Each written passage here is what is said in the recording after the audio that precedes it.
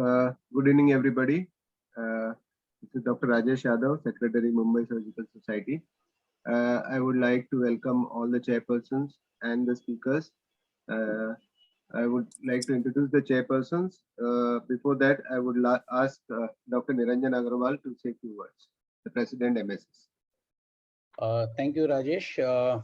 Once again, a very warm welcome on this Friday evening for the 5th series of lecture. Today, there are important topics on trauma, especially people practicing in the nursing home would appreciate, because it will be like a revision after they have finished their medical college posting, etc. Because nobody teaches us in the private sector what is new, etc., unless you attend specific conferences. And I must compliment and thank Dr. Satish Dharapiyar in particular, because he is the one instrumental in getting and designing this program and getting all the senior faculty, Madam Madhuri Gore, Madam Meena Kumar, everybody has readily obliged within a week's time to be on our panel. So thank you, sir, and thank you, ma'ams, both of you for agreeing. And I'm sure that the deliberation today again will be very fruitful.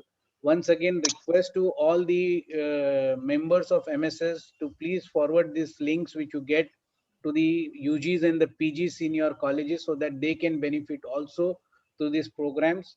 And with this, we would thank you to Juventus, because they have been instrumental in helping us to get this program on board every week. And over to you again, Rajesh, to introduce the chairpersons for today. Thank you so much. Yeah.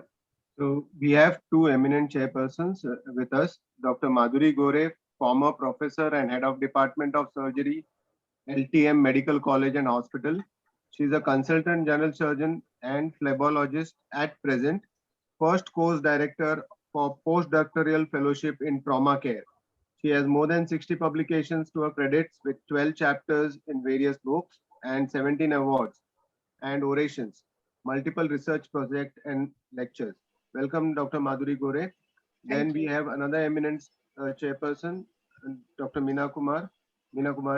And she has been retired from Sion Hospital as professor and head of department surgery after 34 years of service. At present, Madam is at Dr. D.Y. Patil Medical College as professor and head of department surgery.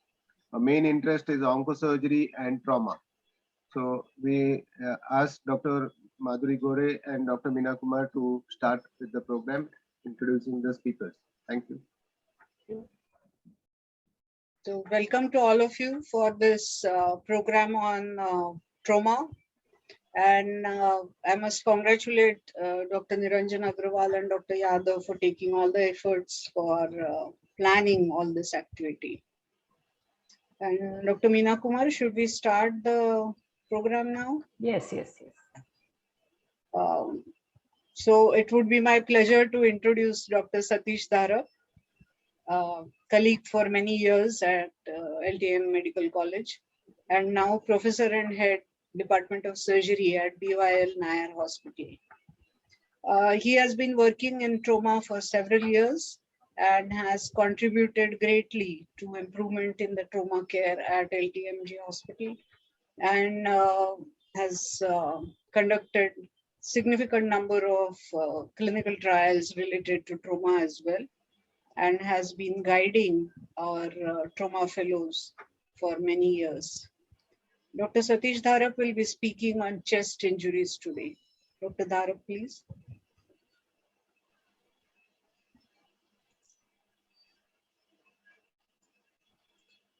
Thank you very much, madam.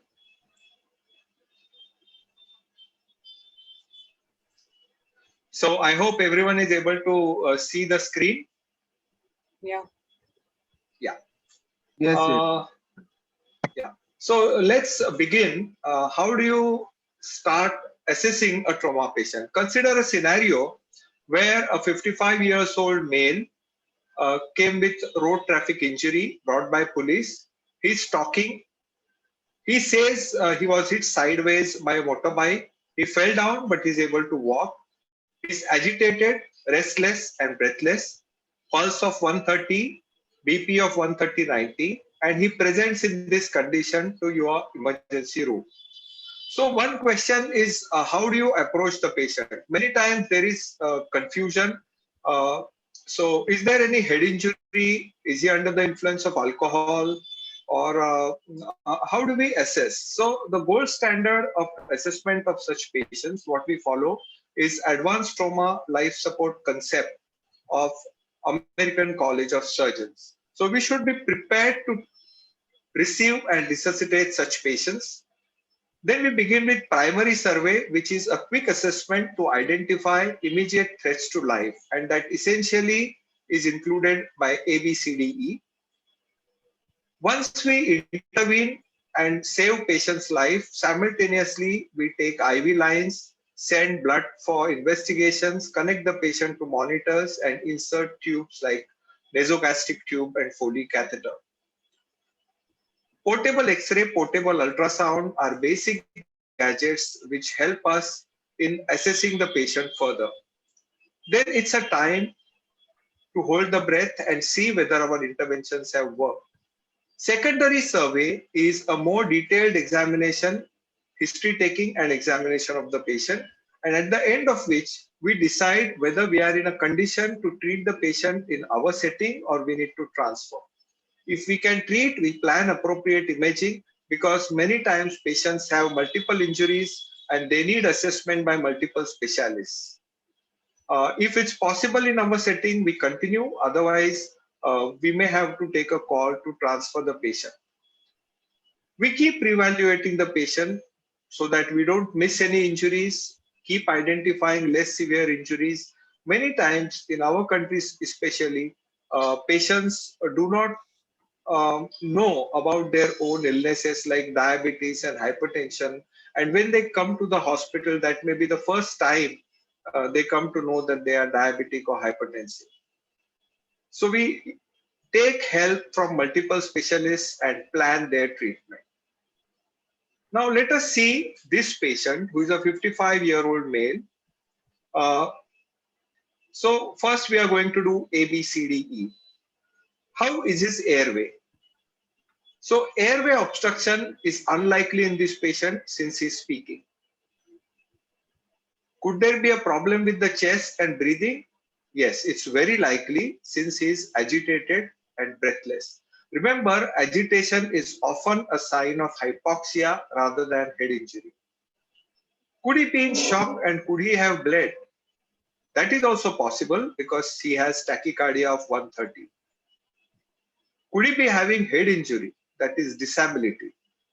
That is also possible since he is agitated, but less likely. And it's important to expose the patient completely so that we need to identify all injuries. So let us focus on assessment of breathing or chest injuries. So look at this patient's picture. He is obviously tachypneic and distressed. Oxygen is being given, still he is restless. Accessory muscles of respiration are moving. The neck vein is full. And when you examine this patient further, the clinical diagnosis is tension pneumothorax. And what is done is a large bore needle is inserted in the second intercostal space in mid-clavicular line to decompress its chest immediately. So how do you identify patient with head injury, chest injury? There is respiratory distress, tachypnea, poor chest expansion, asymmetric expansion, paradoxical breathing. Patient is in shock because that is called as obstructive shock. There is decreased venous return, and in such cases, full neck veins are observed. Obviously, if the patient has also lost blood, you may not get full neck veins. Patient is always restless, irritable, and confused. And you may have external mark of injury over the chest. On palpation, you may find tenderness and crepitus with shift of trachea to the opposite side. When you percuss, there is hyperresonance in case of pneumothorax and dullness in case of hemothorax. And on auscultation, there will be absent breath sound. Muffled heart sound indicate cardiac tamponade, and it is usually observed in patients who have precordial stab injury. So you have a myriad of injuries which can happen inside the chest, but we classify them depending upon the threat caused to the life. So some injuries cause death within minutes, and we need to identify them very, very quickly. Some cause early death, but not immediate death. And in some cases, there is late deaths after days to weeks. So chest injuries which can cause death within minutes are tension pneumothorax, open pneumothorax, massive hemothorax, flail chest, and cardiac tamponade. So we must know them, we must suspect on clinical grounds, and we must intervene immediately. Often there is no time to get any investigation done. If you have portable X-ray and portable ultrasound, that can be used. But if it is going to get late in sending the patient to radiology suite, it's a good idea to take the action immediately before you get the X-ray. So this is an X-ray of tension pneumothorax. As you can see in this X-ray, trachea is shifted to the opposite side. On the left side, you see bronchovascular markings. On the right side, there are no bronchovascular markings.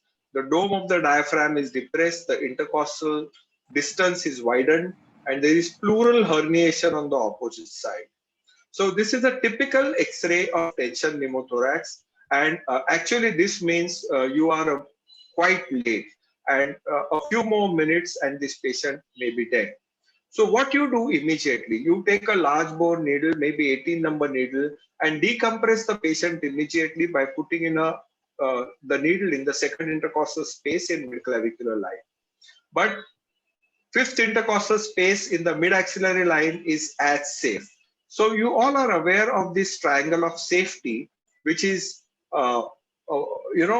the apex is to the base of the axilla, and it is lined by the lateral edge of the pectoralis major and the latissimus dorsi, and the lower border is at the fifth intercostal space, that is the line drawn from the nipple. So in this area, the bulk is less, and you can probably insert your needle or even the chest tube in this area. So generally, insertion of a needle is a temporary procedure to save patient's life. Meanwhile, you can organize the chest tube and the trolley for the same and put in a chest tube. So usually chest tube is put at the level of nipple, just in front of the mid-axillary line, because that is the safest area. There is no need to count the ribs. You can put patient's own hand under the axilla, and at the lower border of the hand, you can put the tube. In a obese woman, you have to lift up the breast to see the exact level where you will be able to put the chest tube. Remember, insertion of a needle is a temporary procedure, and the definitive treatment is insertion of an intercostal drain. So next problem is sucking wound of the chest or open pneumothorax. And this is typically found in patients with penetrating chest trauma or bullet wounds. Now, patients will be having some kind of a noise as the air moves in and out. Therefore, it is called as sucking wound on the chest. So a simple thing to do is put a piece of paper and tape it from three sides. This is called three-sided seal. The logic is when the patient breathes in, the paper is sucked in, so outside air doesn't go in. But when patient breathes out, through the fourth open side, air can still leak out. Again, this is a temporary measure recommended for emergency in smaller settings or on the roadside. But in the hospital, the definitive treatment is again insertion of an intercostal drain. Generally, insertion of the drain through the area of entry of wound is not recommended because that is often contaminated. So depending upon the contamination, you can debride it, clean it, primarily close it, and put the chest tube from another side. This is how a flail chest looks like. Anterior flail chest is usually very evident, and you will see the movement of the chest wall. That is, during inspiration, the chest wall will sink in. During exhalation, it will move out. Though it looks ghastly, this movement is rarely a cause of problem. Cause of problem is often the underlying contusion of the lung, which may cause respiratory distress. Again, this patient may have associated pneumothorax and hemothorax, and you need to insert a chest tube if indicated. Otherwise, you observe the patient for breathlessness, and if patient is breathless, patient may require intubation and ventilatory support. Hemothorax is diagnosed clinically by dull note and absent breath sounds, and on X-ray by obliteration of costophrenic and cardiophrenic angle and complete haziness on one side. The treatment is insertion of an intercostal drain, but you keep a watch on the quantity of blood drained, and if it is large, patient may require immediate thoracotomy. Mind you, blunt trauma rarely requires thoracotomy because the cause of bleeding is often the fracture of the ribs. And I would probably conserve patients with blunt chest trauma for a longer time. Because as the lung expands, the bleeding from the intercostal vessel often stops. In a penetrating trauma, you should have low threshold for exploration because that would mean a precise injury to a large blood vessel and chance of finding a surgically correctable lesion is very high. The next life-threatening lesion is cardiac tamponade. As I have said, it's often found in patients who have precordial stab. And typically, patients have low blood pressure, raised neck veins, what we call as pulsus paradoxus, and they have muffled heart sounds. In fact, our experience is that after you teach about it, the detection rate increases. In the beginning, blind pericardiocentesis was recommended, but the studies in America have shown that blind pericardiocentesis actually causes more cardiac tamponade than really diagnosing. So today, cardiac tamponade treatment on clinical suspicion alone is not advocated. It is better to do a focused assessment by sonography in trauma. So you diagnose hemothorax by EFAST. You can see this jet black fluid here between the liver and the lung. So that is hemothorax. And through the epigastric window, if you can see this jet black fluid surrounding the heart, that is the diagnosis of cardiac tamponade. So after these life-threatening injuries, injuries like pulmonary contusion, tracheobronchial rupture, diaphragmatic rupture, aortic rupture, esophageal rupture, and myocardial contusion, they give you some time to detect. So you suspect them on your clinical examination and primary X-ray, confirm them by specialized investigation, and then carry out appropriate intervention. So this X-ray shows a fluid level, a radiolucency and opacity. So this is collapsed lung, pneumothorax and hemothorax. Such a patient needs an intercostal drain insertion. Keep a watch on amount of blood, look for clotted hemothorax later, and monitor lung expansion. Multiple fracture ribs with haziness. There could be a hemothorax, but most often it is pulmonary contusion. Except in children, because in children you can get contusion even without fracture ribs. The ribs are very pliable and they may cause lung injury without getting fractured. So patient would often come with breathlessness, wheezing, cyanosis, hemoptysis, and there is haziness, and you treat the patient with oxygen, pain relief, physiotherapy. It's a good idea not to over-infuse the patient because they are susceptible to pulmonary edema. Like we discussed in flail chest, these patients may need ventilatory support, so they need monitoring of saturation and blood gases. So when we call it flail chest, when two or more ribs have fractured at two or more sites, they often cause paradoxical movement, but not posterior flail. It's only the anterior or lateral flail will cause paradoxical movement. And majority of them will have accompanying contusion. So as we discussed, fixation has been tried, but it is not the standard of care. And basic treatment is analgesia, physiotherapy, oxygen, and close observation of need for chest tube, ventilatory support, tracheostomy, etc. So there are some conditions which will require further adjuncts in form of investigations. You may need spatial X-ray for sternum, ribs, and dorsal spine. Contrast studies like arch aortography, esophagography. CT scan is the workhorse. You can do CT with IV contrast, CT angio, CT esophagogram, and even virtual bronchoscopy.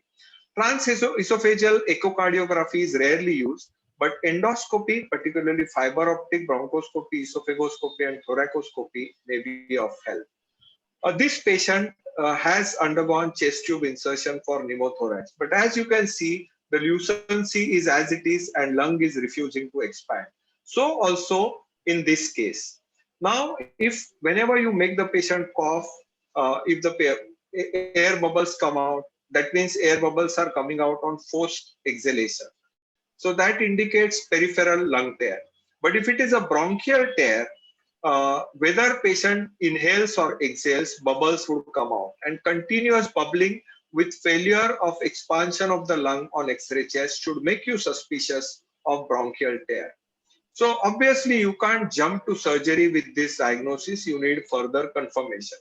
Today, CT chest is a good investigation, but what if facilities are available? You can get a flexible fiber optic bronchoscopy and then take help of a thoracic surgeon to repair the rent in the bronchus.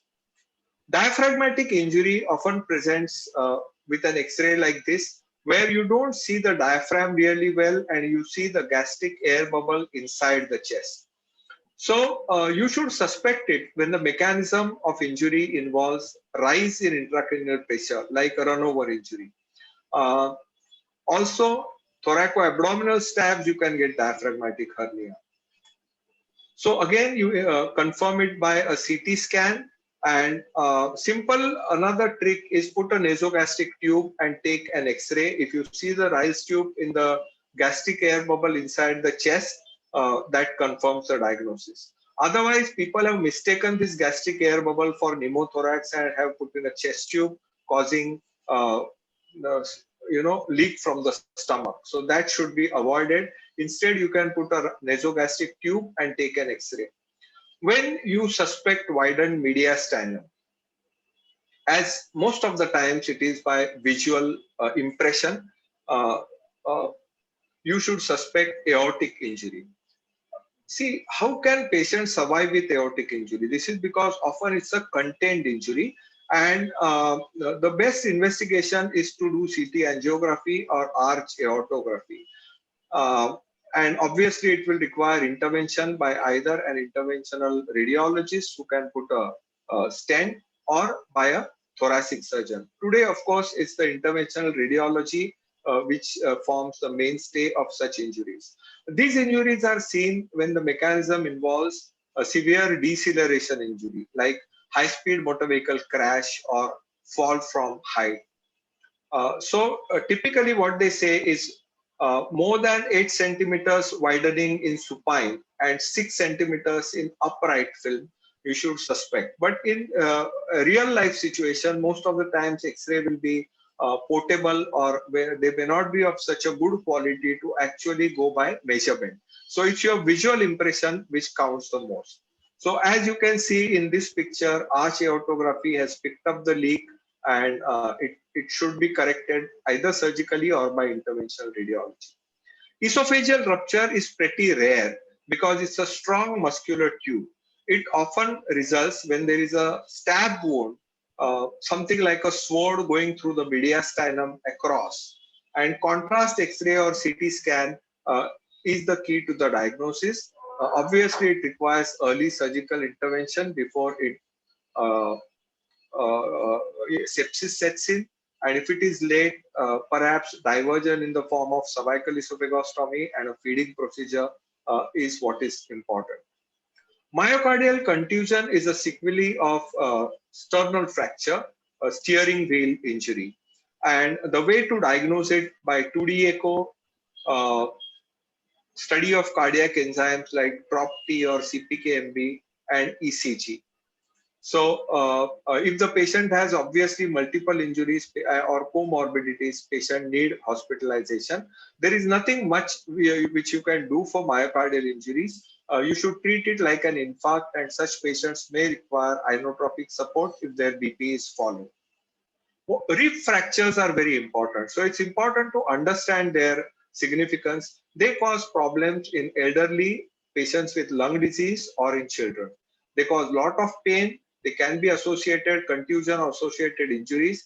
And mainstay of treatment is analgesia, physiotherapy, and mobilization. Generally, restricting movement gives pain relief, but that is not recommended because that can cause pulmonary collapse. Remember associated injuries, fracture lower ribs, all of us know there is associated liver and splenic injury. First and second ribs fracture, look for brachial plexus and subclavian vessels injury. Sternal fracture, we saw myocardial contusion.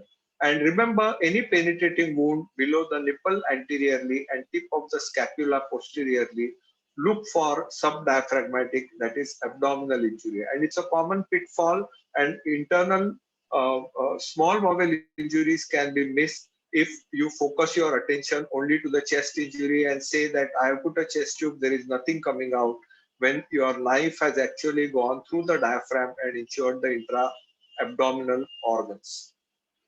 Massive subcutaneous emphysema is a common problem, not so uncommon problem. It looks very ghastly. Sometimes even the face and eyes are swollen. One must rule out tracheobronchial injury, improperly placed chest tube where one of the holes is lying in the subcutaneous tissue, or patients with a lung problem like bullous emphysema, pleural adhesion, or sometimes when you give high PEEP, then also they can develop surgical emphysema. Most of the times, it resolves spontaneously with high flow oxygen. Some patients may require chest tube insertion, sometimes bilateral chest tube insertion. Multiple punctures and incisions have been described, but they may not be of much use. Another important problem is impaled object, like you see in this picture, the knife which is stuck. The important thing to remember is not to remove it in the emergency department. It should be removed in the operation theater with full preparation. But the challenge in a patient like this is how are you going to intubate? So people have tried various innovative methods. They have tried to intubate the patient while sitting. But what we have found useful is you keep the knife between two trolleys. So half of the patient is on one trolley, half of the patient is on another trolley, and that facilitates your intubation in a much better way rather than doing it in sitting position. So which are the problems which can cause death late? Collapse of the lung, aspiration pneumonia, pneumonia, ARDS, pulmonary edema, embolism, fat embolism, empyema, etc. We must try and prevent them by appropriate resuscitation, analgesia, physiotherapy, and thromboprophylaxis. Pain relief is extremely important. You can use combination of various methods, and your anesthetist can help you by giving epidural analgesia or intercostal nerve block. But you can use a varying combination of NSAIDs, narcotic analgesics to give good relief to the patient. Fluid management is important. Sometimes if the patient has bled, you need to give a lot of fluids, but such patients who have lung contusions are susceptible to pulmonary edema. So they need to be carefully monitored to avoid fluid overload. So this is one condition I find use of colloids, which can cause volume expansion much better way than crystalloids. When you give nutrition, particularly total parenteral nutrition, use more of lipids than carbohydrates, because carbohydrates cause a lot of carbon dioxide and they strain the lungs. Instead, if you use lipids, that is much better. Now let us consider this patient. You see this X-ray where there is collapsed lung and pneumothorax, but patient is absolutely stable. Do you put a chest tube or do you observe him? Now, it's again, if you have time to sit with the patient and observe the patient, you can observe and put chest tube SOS. But most of us are busy, so it's a good idea to put a chest tube. So what are the indications for chest tube? You can put it for pneumothorax, you can put it for subcutaneous emphysema and hemothorax. Pneumothorax, tension pneumothorax, open pneumothorax, more than 30% collapse of the lung. Now that patient has more than 30% collapse of the lung. Symptomatic pneumothorax, that is patient is breathless, or enlarging pneumothorax. Bilateral pneumothorax, associated multisystem injury, lung disease, and when patient is to be put on ventilator, chest tube must be put. If you are going to transfer the patient, say for example, CT scanner, which is not there in your nursing home, don't send a patient with mild pneumothorax without putting in a chest tube because patient may deteriorate on way. Or a patient undergoing surgery, say for fracture femur, he has slight pneumothorax, and inside the drapes she may become unmonitorable. And if the patient saturation falls, it may be difficult to detect or difficult to intervene at that point. So it's a good idea to put in a chest tube beforehand. Subcutaneous emphysema, any patient with hypotension, multiple ribs fracture, and patient on ventilator, you should put in a chest tube. And even slight hemothorax, more than CP angle blunting, you should put in a chest tube. Technique of chest tube, one key thing is to do digital thoracotomy. That is, when you take an incision, put your finger inside and rotate it. Basically, that is to rule out adhesions. On the left side, you can look for tense pericardium, etc., etc. But practically, I find it useful because your tube insertion becomes very easy. Otherwise, you have to struggle, and in an obese patient, your tube may go in the subacute. So when you have actually palpated that you are well inside the chest, you are also sure as a surgeon. As a surgeon, I never like to use tube with the trocar that is used by physician. I am very scared because any uncontrolled movement and it can puncture the heart. So I personally prefer a chest tube without a trocar. It should be connected to an underwater seal. Most of the times for trauma patients, single bottle underwater seal is sufficient. Most of our patients are healthy, so we don't have to put any suction.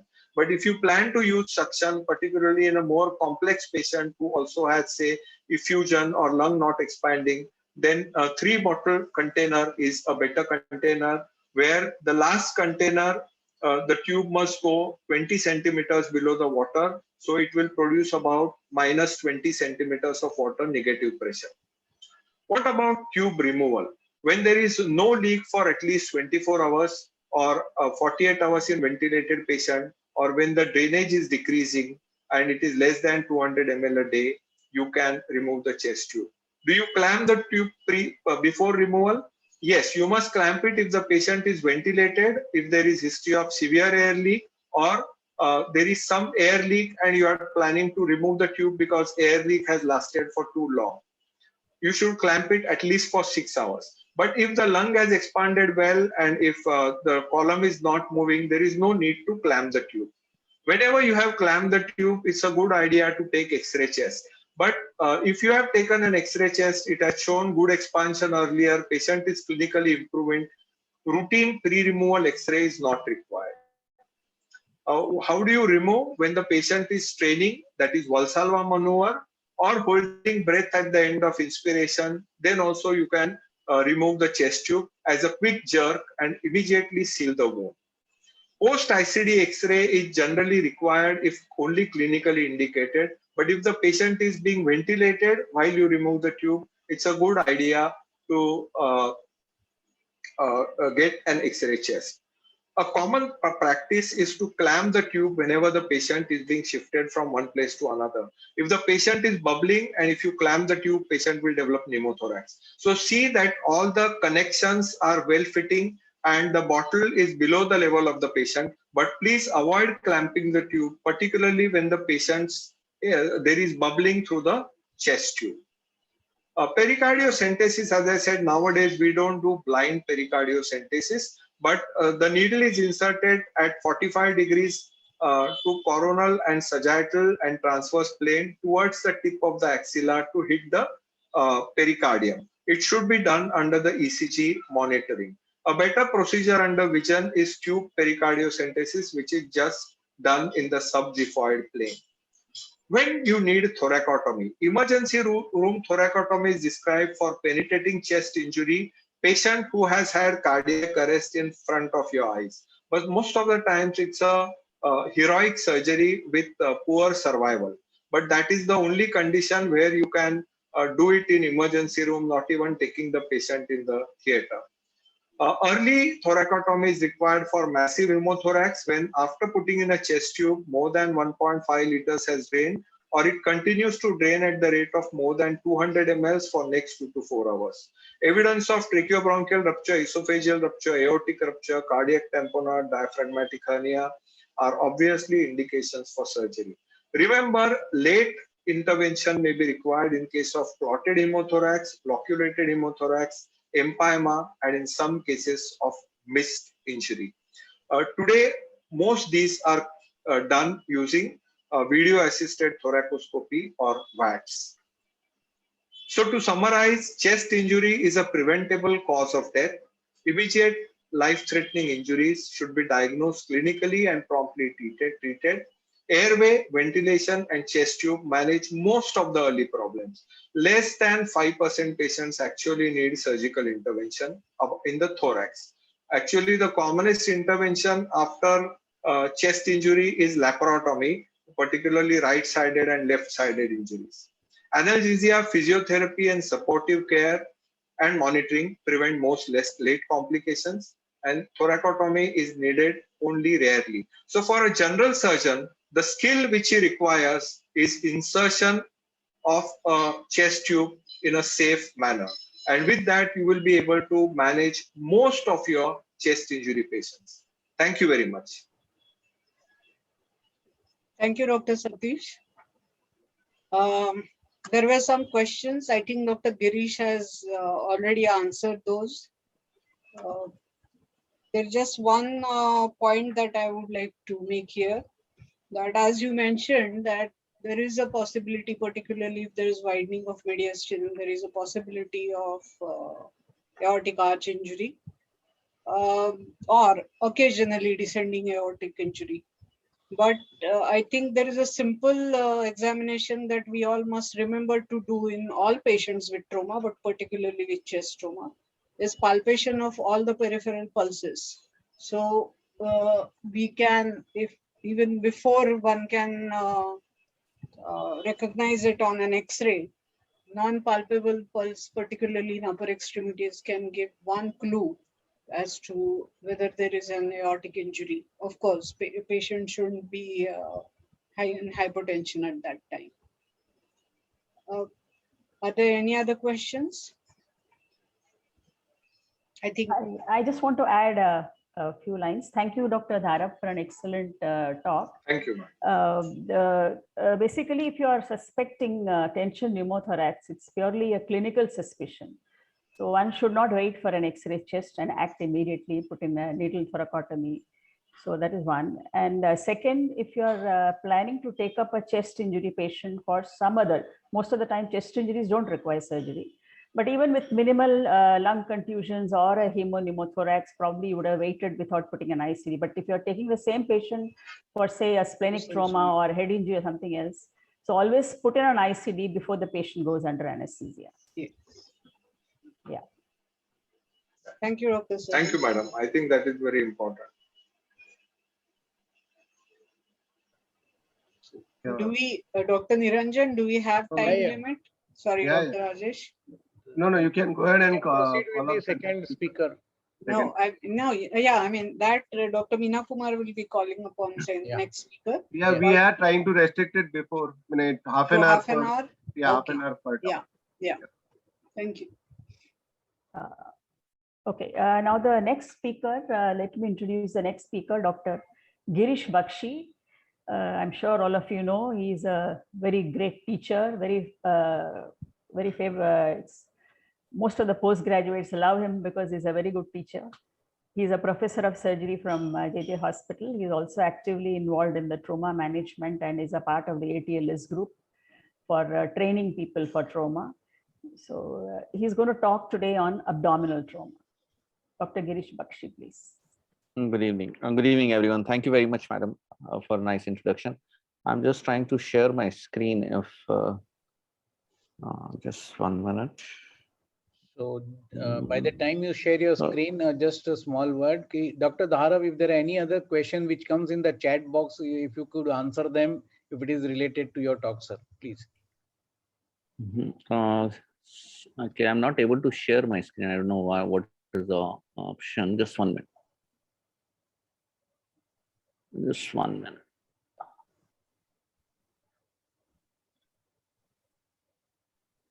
Can you see my screen now? Yeah, yeah. now we can see your slides. Yes, yeah. Yes. Okay, okay. So good evening, everyone, and respected chairpersons, senior faculty. I'm going to talk about abdominal trauma. And when I'm going to talk about abdominal trauma, I'm not going to talk about any particular organ injury, because itself, any organ injury itself is a chapter by its own and a lecture by its own. So I'll be giving the general guidelines or the outline how we manage a patient of abdominal trauma when the patient comes to us. Let us start with a case scenario when a 28-year-old male, he was a helmeted motorcyclist. He met with a high-speed collision head-on into the side of a vehicle that pulled out in front of him. Patient reports, that means he says that he had brief loss of consciousness. He complains of pain in the chest, abdomen, and pelvis. His blood pressure is 100 by 75 millimeters of mercury. Pulse rate is 115. Respiratory rate is 20. His GCS is 15 by 15. He comes to you on a spine board with cervical collar. So the question which comes to us as a general surgeon is, what are our priorities in managing these patients? And what is the interpretation of these vital signs what we are seeing? Now, Dharap sir has already made my job easy, because this is the first priority, that is the primary survey. We talk about airway with cervical spine protection first, then we think about breathing and ventilation, which sir has already described.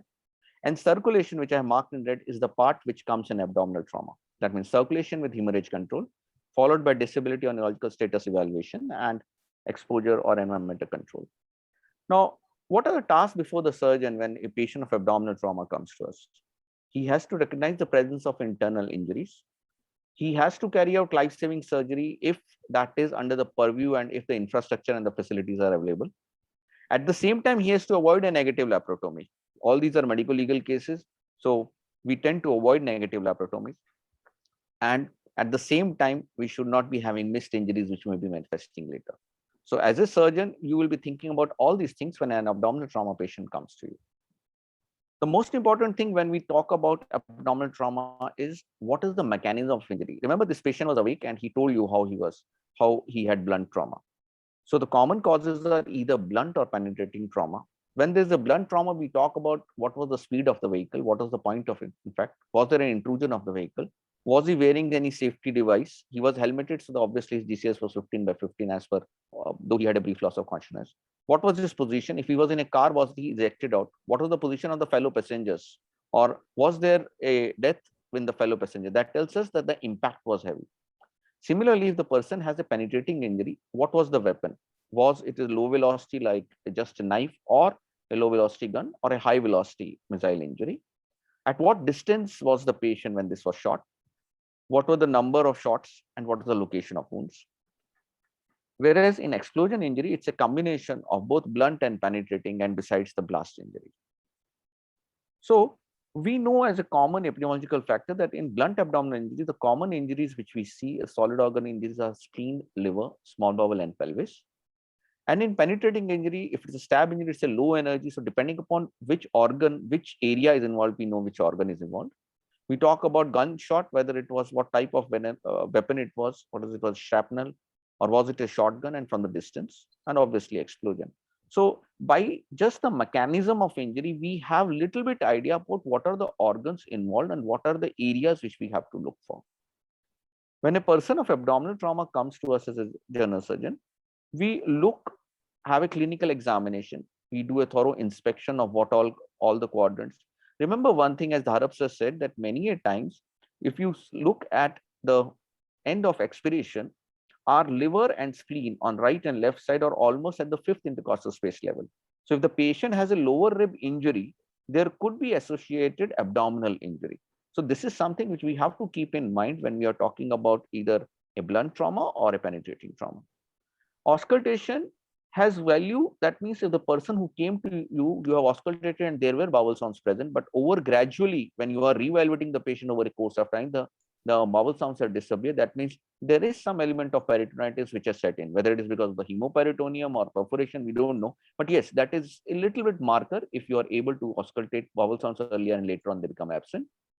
Percussion will tell you about free fluid, and palpation obviously tell you about the tenderness and the bone tenderness. Examination of the pelvis and perineum, Shilpa madam is going to take, so I'm not going to talk much about that. So when you have examine the patient, you have got certain things in the mind backdrop that these are the things which I'm suspecting. So there are certain investigations which may help you out. You can do an X-ray chest, you can do an pelvic X-ray, you can do a focus assessment sonography of trauma, or a diagnostic peritoneal lavage. I'm going to talk about these adjuncts because they will help you in assessing the patient.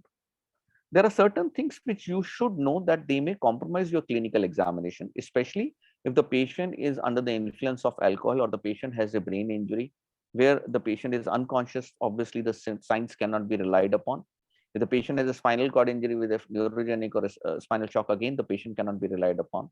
If there is injury to ribs, obviously you'll be thinking about if it's a lower ribs, liver, spleen, or any other abdominal injury or diaphragmatic injury, which sir has already talked about. So what are we talking about is that we should not be missing an abdominal injury because it's a preventable cause of death, which we can diagnose by re-evaluating. Remember one thing, that trauma, when the patient has a trauma, there is a bleed which may be going on.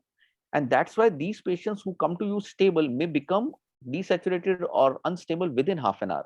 That is why re-evaluation makes an important point whenever you're examining these patients. Obviously, whenever a patient comes, the normal tendency is, besides taking the pulse, blood pressure, we always use some adjuncts. We put a 2 wide IV bore lines. We put a urinary catheter. But if there is blood at the tip of the penile meatus or there is a perineal hematoma, you would like to wait. At the same time, you're carrying out, if they are not there, you can easily put a catheter because it is sometimes a prerequisite, always a prerequisite for doing a diagnostic peritoneal lavage. Similarly, you put a nasogastric tube. However, nasogastric tube is avoided if there are facial fractures or nasal fractures. In those cases, you can put a orogastric tube. Now, here comes the adjuncts which are useful. Now, over a period of time, as we are in Mumbai, I think sonography will be easily available in majority of the setups.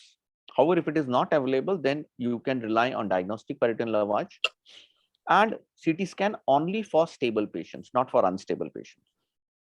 FAST is something which is known as focus assessment with sonography for trauma. There are 4 areas which we are going to look at. We are going to look at hepatorenal pouch on the right side, splenorenal pouch on the left side. We are going to look on the pelvis, where we are going to look peribladder or the pelvic fluid, and pericardium, what sir has told about cardiac tamponade, that is a subxiphoid window to know if there is pericardiac effusion or blood collected causing cardiac tamponade. The sensitivity is approximately 60 to 95% in these cases. There is something which has extended fast, which has evolved over a period of last 5 to 7 years, where thoracic windows are also looked for pneumothorax. But remember one thing, in cases where there is subcutaneous emphysema, this may not be a good modality because air is not a good echogenic material. So you talk about Morrison, what are we looking at is we are just looking at free fluid. You can see on the left side, there is no free fluid, whereas the right side, there is in the hepatorenal pouch free fluid. FAST is just to diagnose that whether there is free fluid or no. It will not differentiate between blood or peritoneal contents. It is helpful in a patient who is unstable, and if there is free fluid, that means there is some bleed. And in blunt abdominal trauma, that gives an indication for an exploratory laparotomy. You can have a subxiphoid window or you can have a bladder window. Just one thing, if you are in access to FAST, don't catheterize the patient. Let the bladder be distended so that gives a good window so that you can see the fluid in the pelvis easily. So the advantages of FAST are you can do it in unstable patient as it is portable.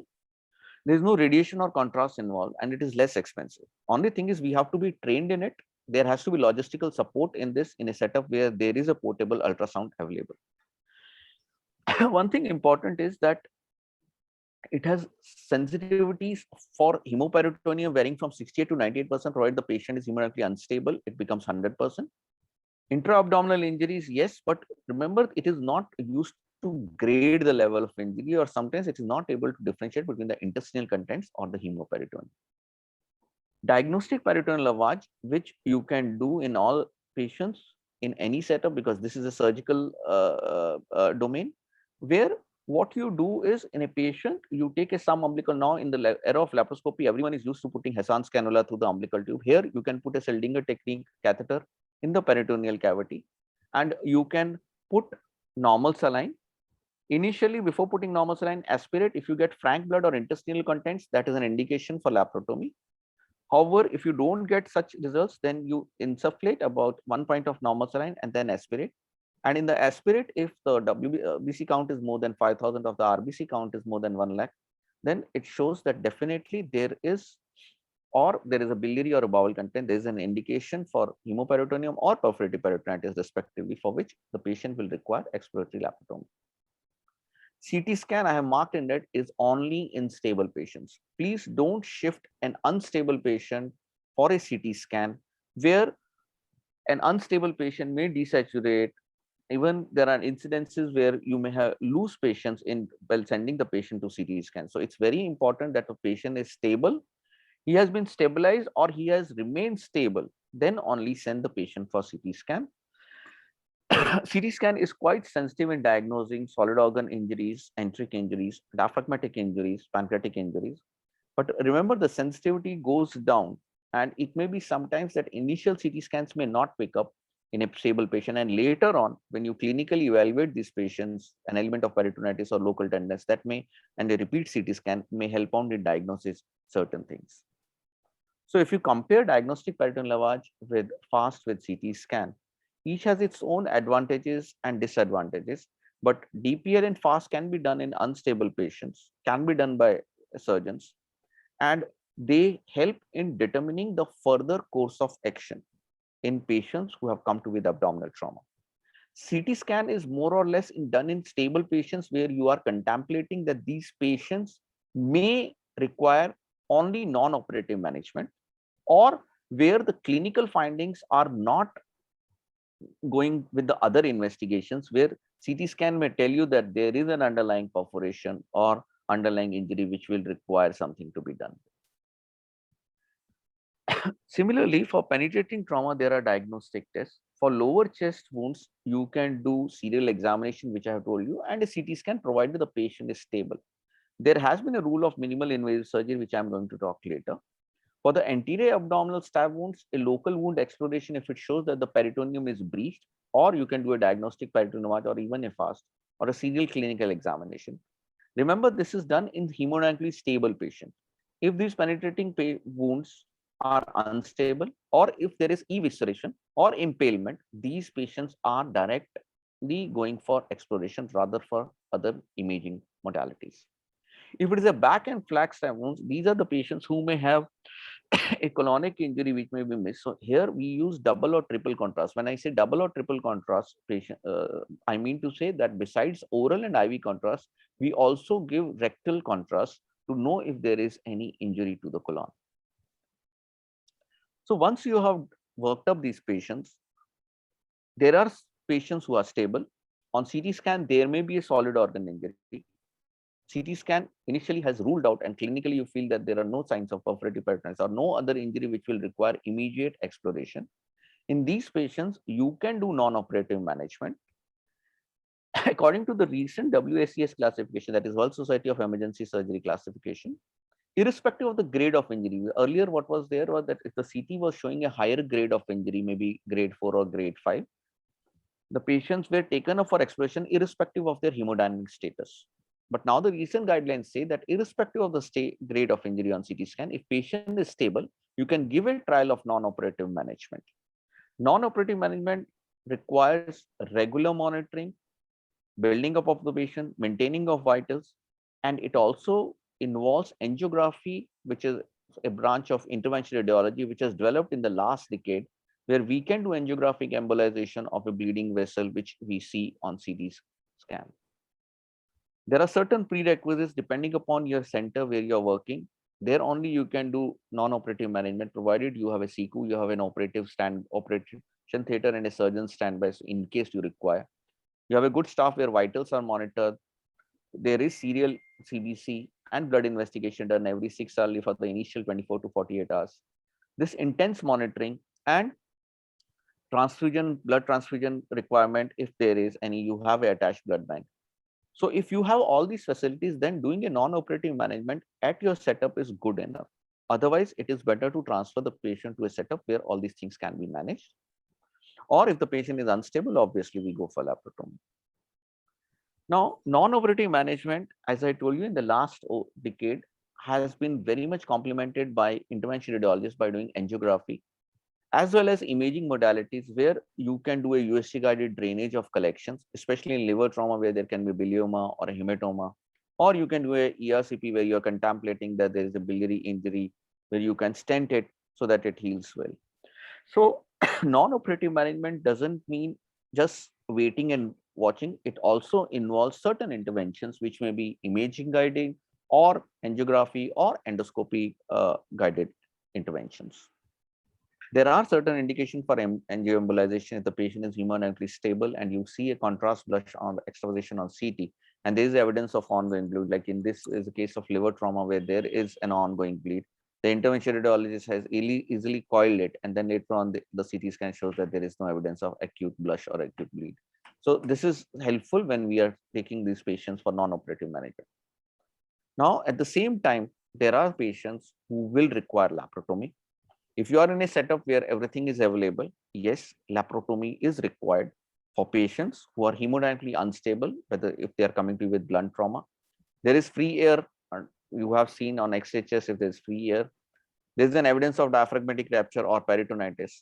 There is a positive FAST, that means fluid stain in FAST. Diagnostic peritoneal lavage shows blood or intestinal contents. Or the CT scan shows that there is an evidence of an ongoing bleed or intestinal injury or a diaphragmatic injury. Yes, these patients will require laparotomy, and depending upon the organ, you have to take care. Similarly, if there is a penetrating injury, besides hemodynamic instability, if there is evisceration, that means through the stab wound, the momentum is coming out, the bowel is coming out, these are definite indications for laparotomy. It has been advocated that for gunshot wounds, early operation is usually the best strategy. However, recent papers in the last decade have come where, provided the patient is hemodynamically stable, you can manage these patients. However, it is at the competence of the surgeon and the availability of logistics, whether you could like to do non-operative management in such patients or not. Remember, when you're planning to do surgery, whether we would like to do a definitive surgery or a damage control surgery depends upon the condition of the patient. The concept of damage control surgery came from Navy, where when a naval ship is hit by a torpedo, it tries to keep itself afloat. Similarly, in surgery, if a patient comes to us with abdominal trauma or any trauma, where he is hemodynamically stable, there's already something like coagulopathy which has set in. He has come to you quite late. He is in a bad shape. You want to save him at any cost. Then the concept of damage control surgery came. It was first given by Rotundo, and he gave the indications which have been extrapolated where other indications are. If the patient has already presented with hypothermia, hemodynamic instability, he has already got coagulopathy, he has got metabolic acidosis, he requires massive transfusion, MTP protocol, as massive transfusion protocol, or more than 10 units of PAC cells are required. In these patients, you would like to do a damage control surgery. It was initially described as 3 phases. Phase 1 is take the patient immediately in OR. The OR time should not be more than 30 to 40 minutes, within which you control hemorrhage, clamp the bowels if it is contaminated, or just tie the bowel. That means control contamination from the intestinal contents are not contaminating the peritoneal cavity. You can pack it. If there's a liver bleed, you can do perihepatic packing. And minimal metabolic insult, minimal time, and you can do a temporary closure of the abdomen and shift the patient for phase 2, which is in ICU, where you stabilize the patient, correct the acidosis, correct the coagulopathy, so that in next 48 hours, once the patient is stable enough, he can be re-explored for a definitive repair. However, as this has evolved over a period of time, now it is a part of damage control resuscitation, where initial pre-hospital care, then resuscitation at the trauma center, followed by damage control surgery, ICU resuscitation, definitive care, and then later on tertiary rehabilitation or tertiary surgeries or plastic surgeries can be there. So this is something which you do if the patient is already in a condition where definitive repair cannot be done and you want to keep the patient alive at any cost. So if you see this mnemonic, it shows that you have to do resuscitation. In stable patient, do a FAST. If FAST is positive and the patient is stable, you can do a CT scan. Even if FAST is negative, but clinically you feel there is something, you can do a CT scan. If you on CT scan, you see a solid organ injury, no bleed, you can do non-operative management. If there is an active bleed, you may require an angioembolization and then maintaining him for non-operative management in a surgical ward or ICU, depending upon the logistic or the available resources. If the patient is unstable and fast is positive, these patients require immediate laparotomy. Whether the patient will require damage control surgery or definitive surgery will depend on the parameters of the patient and the time duration after which he has come to you, his acidosis and coagulopathy status. If he's unstable but fast is negative, that means there is no demonstrable cause for which there is no free fluid in the abdomen. So then in those cases, you will be evaluating him for pelvic or chest injury or other injuries which are the cause of his instability before immediately taking up the patient for laparotomy. Now, in the modern era, with minimal access surgery, which I defined earlier, that there is a scope for laparoscopy, but remember, it is only for stable patients with suspected intestinal mesenteric injury or diaphragmatic injury, or when there is discrepancy between the clinical findings and imaging. There has been paper in World Journal of Surgery in 2014, which I mentioned. These are the clear-cut indications. It is never advocated in unstable patients. Please remember this. So you will do it only in stable patients with the following indications. That's why contraindication I've highlighted very clearly: hemodynamic instability, where there's an associated head injury where you cannot evaluate the patient. There's evisceration, or the expertise or the equipment or the logistic support for laparoscopy is not there. So please don't take up laparoscopy in such conditions. There are advantages, because when laparoscopy came, there was a paper in 99 in the Royal College of Surgeons journal, where they say that 69% of negative laparotomies were avoided. And that was the basic advantage. As laparoscopy has evolved, the technique and expertise has evolved, the technology has helped us that we can manage certain type of diaphragmatic injuries with minimal access surgery, provided the patient is stable. Injuries which are retroperitoneal may not be easily managed by laparoscopy. They may require exploration, and you may require a CVTS consult. One thing, because we were on retroperitoneum, I'll just say that if you see retroperitoneum, it is divided into 3 zones.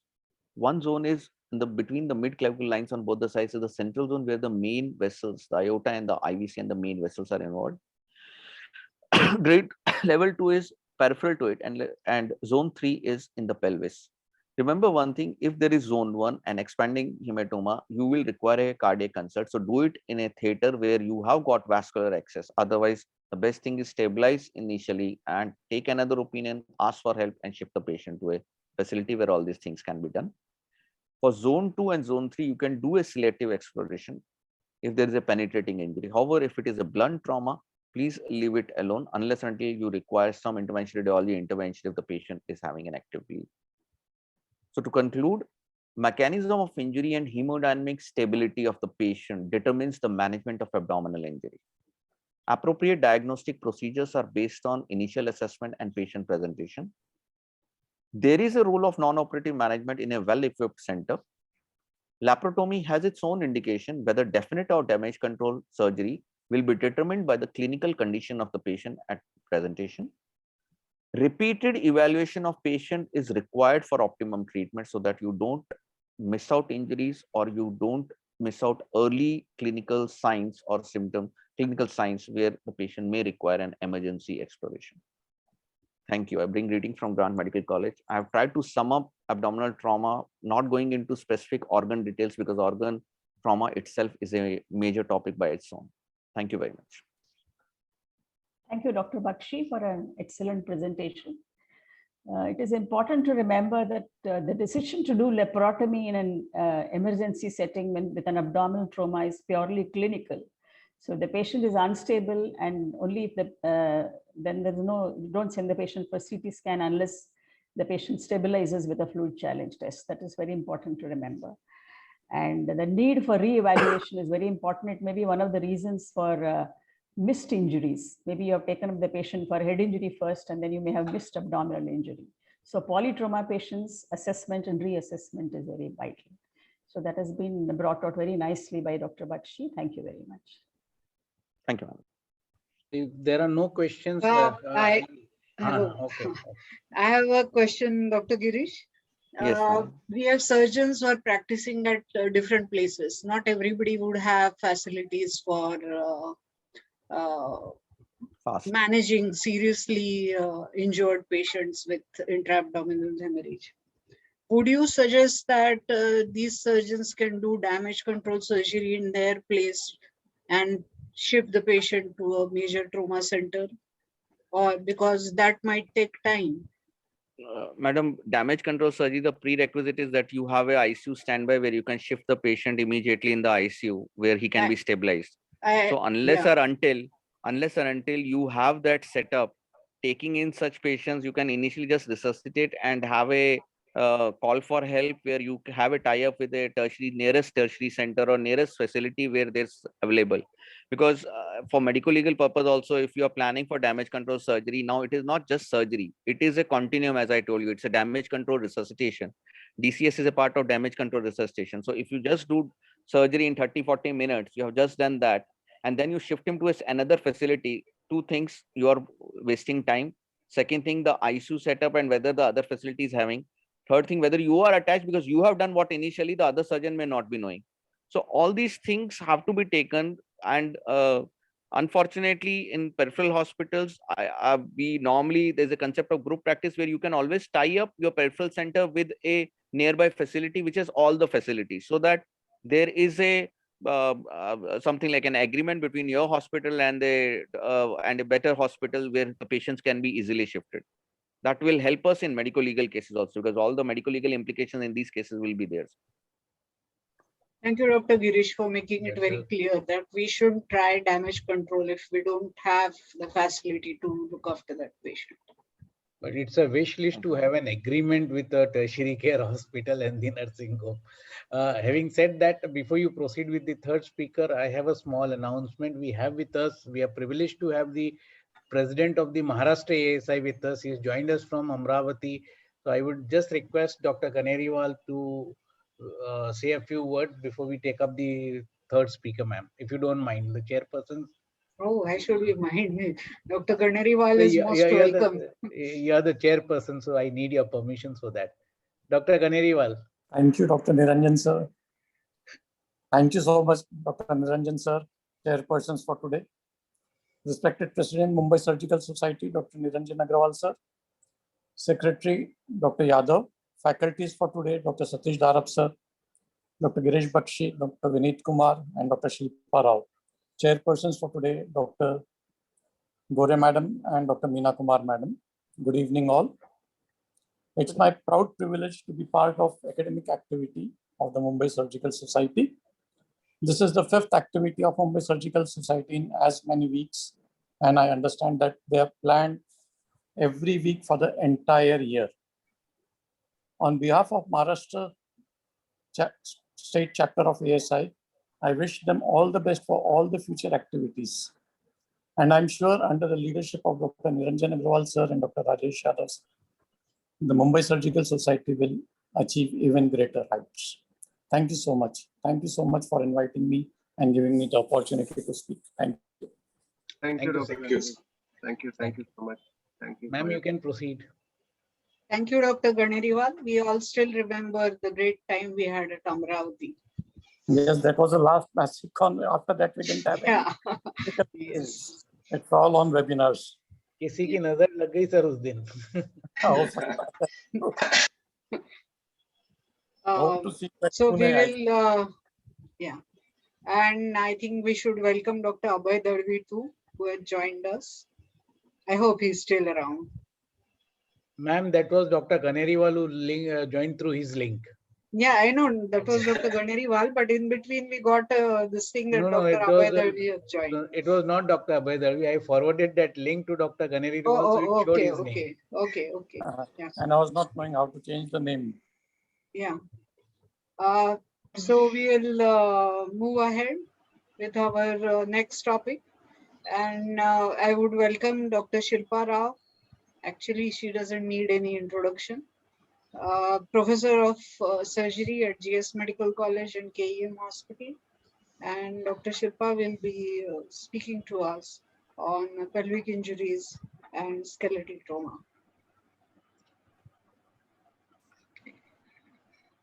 Hi, ma'am. Hello. Yeah, can you see this? Yeah, we can Okay. see you. Okay. So thank you, ma'am. And thank you, Dr. Dharap. I've been really missing the ATLS lecture series and the workshops that we've been having over the last 1 year. So it's good to be back in trauma again. And Dr. Dharap has asked me to speak on limb and pelvic trauma, which is like one which is right in the face, and the other, the diagnosis of which depends a lot upon an educated mind.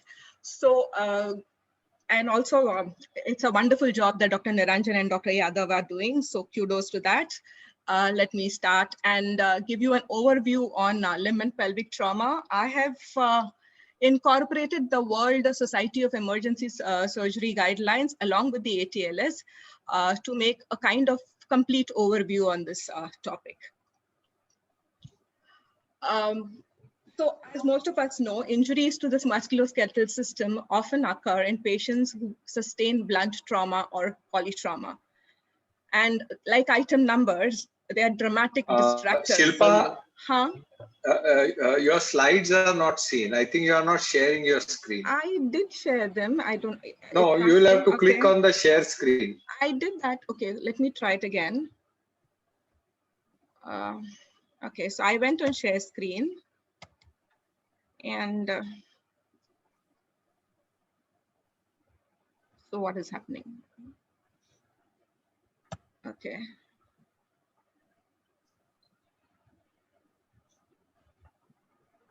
No. Yeah. So can you see me now? We got it. You can Yeah, see we it, got right? it. Yes, Okay. now we can see. Okay. Yeah. Thanks for telling me that. Okay. So like I said, it forms pretty much an iceberg, and the limb trauma is what you really see, but most of it is the pelvic trauma, which we still tend to kind of miss often, and it is still causing a large number of mortality and morbidity. Injuries to the musculoskeletal systems often occur in most patients who receive polytrauma. There would be some injuries or the other to the limbs. And like I mentioned, these are like those item numbers that we see in movies. They're dramatic, they're distractors, but they rarely affect the plot of the disease. And usually they are not an immediate threat. Dr. Shilpa, please make it full screen. That would be better. Okay. It's not full screen. Yeah. Yeah. Now? All right. Yeah, that's perfect. Okay, thank you. So though these are, they look very dramatic and there's a lot of bleeding and everything, they usually are not an immediate threat to life or limb. Whereas pelvic and femur fractures, as we progress and see, can cause a major source of shock and mortality. Also, this is a classical case scenario which you would get in a tertiary institute, or which would probably happen in most nursing homes also. Given today's all the storms and cyclones that are happening in Mumbai, a wall collapsing on a 44-year-old male worker, his blood pressure is 100/75, his pulse is 120, respiratory rate of 22, and he has a GCS which is 15. He comes to us with a painful deformed right leg, which is showing signs of active bleeding. So as Dr. Dharap and I think Girish have moved on with airway and breathing. And obviously that's like the first things that we do no matter what the disease and what the trauma. So once we've taken care of airway and breathing, most of the limb traumas and pelvic traumas will come under the subtitle of cardiovascular compromises, showing external bleeding, occult blood losses, and long bone fractures. In limb traumas, my priorities would be to determine whether this is life or limb threatening, and then further manage the trauma accordingly. So the first thing that happens, like we mentioned earlier, there's a lot of bleeding, there's a lot of chaos that is happening around the limb, there's a lot of pain that the patient has. So my first and primary motive would be to stop the bleeding. The best method of stopping this bleeding is by direct pressure. And of course, if there's a bleeder and one can catch it, then that's the best way to go. Application of a tourniquet remains a controversial statement and most times should be avoided unless absolutely necessary. It is important to then immobilize the limb in an anatomical position and splint it, and obviously give good pain relief to the patient so that the patient can go on for further management.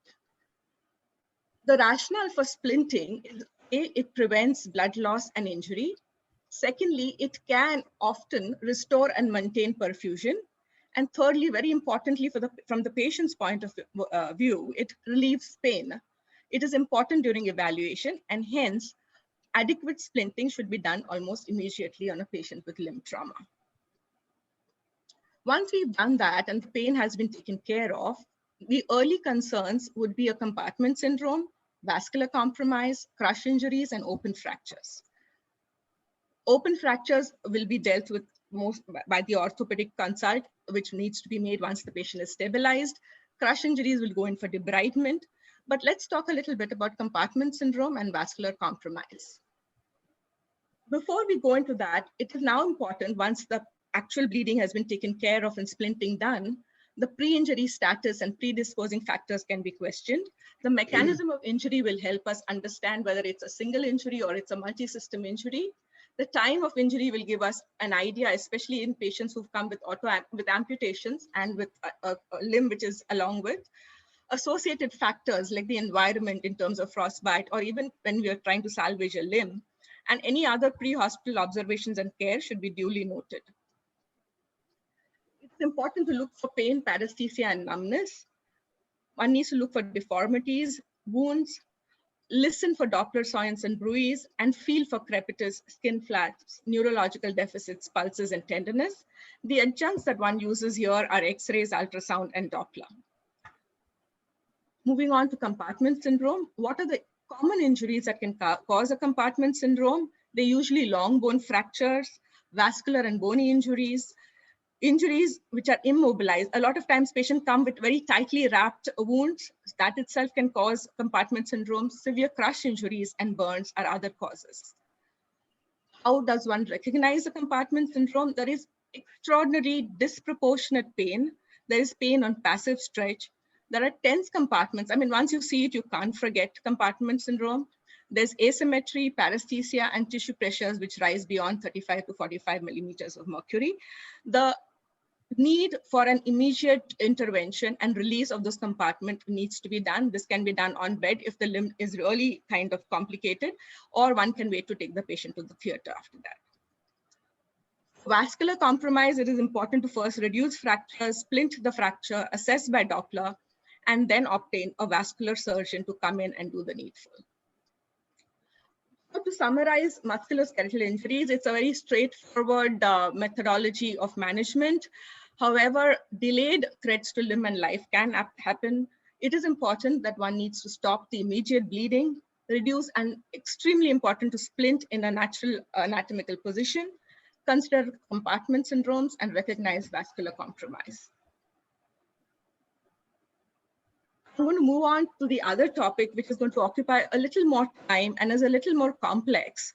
And pretty much like the dark villain who keeps showing his face into every frame of the movie and kind of, takes the movie onto a very sinister path. So let's move on to pelvic trauma. And the reason why it's such a complex and such an important issue is that most of these patients are young. They have a very high overall injury severity score. 10 to 15% of them, and maybe even more in the Indian subcontinent, come with pelvic fractures, arrive in the ED with shock, and associated injuries remain very, very high. It is very rare to get a pelvic trauma by itself. Usually these patients have multiple injuries and have lots of polytrauma. The mechanism of injury itself kind of points out to the mechanisms of, the multiple systems that could be involved, right from the head, chest, abdomen, limbs, and the pelvis. They're usually high impact, multiple system injuries resulting from fall from height, sports, and road traffic collisions. The problem is there's often closed cavity exsanguination, which is missed, including missed local injuries, which add to the morbidity and mortality. The associated injuries are very, very high, like mentioned before. The thoraco-abdominal injuries can be up to 80%. Local injuries such as bladder, urethra can be up to 25%, and the rectum can be damaged in up to 64% of really critical pelvic injuries. Soft tissue injuries is seen in almost all patients, and all of these injuries should be strongly suspected, especially if patients have perineal hematomas. And I think Girish mentioned about perineal hematomas and the need for urethral and rectal injuries. It is important that these patients need an integrated management with other specialists and certain other investigations which may be needed to be done. A point that needs to be maintained is the high incidence of DVT that can occur, and it is important to, once the patient is stabilized, to consider this complication and treat it accordingly. So the chapter statement remains that though pelvic and femur fractures still remain a whopping and a high incidence of source of shock and mortality even in 2021. And even though we feel that the management of trauma generally has changed over the last decades with significant improvement in outcomes due to improvements in diagnostic and therapeutic tools, recent mortalities are up to 32% in 2021, like I mentioned. And it is all the more important to follow ATLS protocols and an algorithmic approach to diagnosis and management of pelvic trauma. We've been taught from our first year that anatomy usually points to the pathophysiological effects of trauma in the body. Its assessment is empirical to the management of trauma. However, the pelvic cavity structure and capacity often masks the effect of trauma to catastrophic levels. It's a closed compartment of bones containing urogenital organs, rectum, vessels, and nerves. And most of the bleeding in pelvic fractures occurs from the veins, 80% of it. The principal veins being the presacral and the prevesical plexus. Arteries account for about 20%, and open sources of bleeding of bony fractures can account for the rest of the 20%. All of these are easily masked and cause hemodynamic instability. And therefore, a high suspicion index and set protocols can help save lives. So this brings us to the base of the iceberg, which includes pelvic injuries, polytrauma, and missed local injuries. The cause of dying in these patients still remains uncontrolled bleeding, patients' physiological exhaustion, and associated injuries. Hemodynamic instability, as per the ATLS protocol, is blood pressure less than 90, heart rate of more than 120, with evidence of skin vasoconstriction, altered level of consciousness, and shortness of breath. The WSES has also added a base deficit and a shock index of greater than 1, and need for transfusion more than 6 liters. Coming to the principles of management, the first aim is to restore the altered physiology. Bleeding control and stabilization of the hemodynamic status and restoring of the eventual coagulation disorders, then followed by the mechanical integrity and stabilization of the pelvic ring, preperitoneal packing and or laparotomy, and early angiography, preventing complications, and then moving on to definitely stabilize the pelvis. I think Dr. Bakshi has spoken in great detail about all the diagnostic tools, so I will move on from there. And we will come to the actual algorithm for the management of pelvic trauma. So a pelvic binder, and I will go into a little detail later on, but a pelvic binder at the site, whether it's in the field or whether it's when the patient comes in, is pretty much empirically advocated for all patients of pelvic trauma. If the patient is hemodynamically stable, then a CT scan can be advocated. And if it's a minor type 1 Young Burgess or the WSES classification, then a non-operative management is indicated. If the mechanics are unstable, then it becomes a moderate or a grade 2 or a 3 type of injury. A temporary stabilization is then accounted for, and with further investigations, an angioembolization, a laparotomy, and mechanical fixation can be carried out. What actually is the pitfall and the pithole of the entire management of pelvic trauma are these hemodynamically unstable patients. Again, having tied a pelvic binder on these patients, one needs to institute the massive transfusion protocol. These are called grade 4 WSES injuries of the World Society for Emergency Surgery, and they need preperitoneal packing, external fixation, embolization, sometimes REBOA. Like Dr. Bakshi mentioned, a CT scan should not be done unless a patient is completely stable, but it can be done once the patient's bleeding has been controlled, and then a CT can be done, and a second look angioembolization could be done. Else, once the patient is hemodynamically stable, one can undergo extended fast, an X-ray chest, and undergo an abdominal exploration, and lastly, mechanical fixation. So coming to the various roles that these adjuncts play in the management of pelvic trauma, what is the role of the pelvic binder? Which patients warrant preperitoneal packing? The role of external pelvic fixation, angioembolization, resuscitative endovascular balloon occlusion of the aorta. What are the indications for definitive surgical fixation of the pelvic ring? And what is the ideal time frame to proceed with this? A pelvic binder is indicated in all patients who are hemodynamically unstable, and it acts as a bridge between mechanical instability with a normal CT scan. So I found this picture, which is really simple and a line diagrammatic representation as to where the pelvic binder should be put in. And it should be used when there are signs of pelvic ring fracture. It should be along the greater trochanterus and the symphysis pubis to reduce the pelvic fracture and to adduct the lower limbs in order to reduce the pelvic volume. This by itself causes a huge decrease in the hemostasis. It has been shown with grade A evidence, grade 1A evidence, that non-invasive external pelvic compression is recommended as an early strategy to stabilize the pelvic ring and decrease the amount of pelvic hemorrhage. Pelvic binders are superior to sheet wrapping, but if they're not available, then sheet wrapping works just as well. They should be removed as soon as it's physiologically justifiable, and an external pelvic fixation device should be applied. One should be careful when we apply pelvic binders to pregnant women and elderly patients. Most elderly patients have compression fractures. They don't really have fractures where the pelvis is opened. So in these patients, one needs to be careful when applying pelvic binders. And one other point that needs to be kind of emphasized is an early transfer from the spine board to reduce the skin pressure lesions that often accompany these pelvic binders. It has been shown unequivocally that these binders reduce the pelvic volume reduction with improved hemorrhage control. And though it does not by itself reduce mortality, it does by time, and it decreases the used units of blood from 17 to 4.1 in the first 24 hours and 18 to 6 units in the next 48 hours, which is very, very statistically significant. The disadvantages, of course, is it cannot be kept for more than 48 hours. There's a huge chance of pressure necrosis. If there is sacroiliac concerns, then one could put in 2 bed sheets beneath the pelvic binder so as to raise up the sacroiliac area and reduce the bleeding from there. And like I mentioned already, the elderly and pregnant women, it should be solicited with care.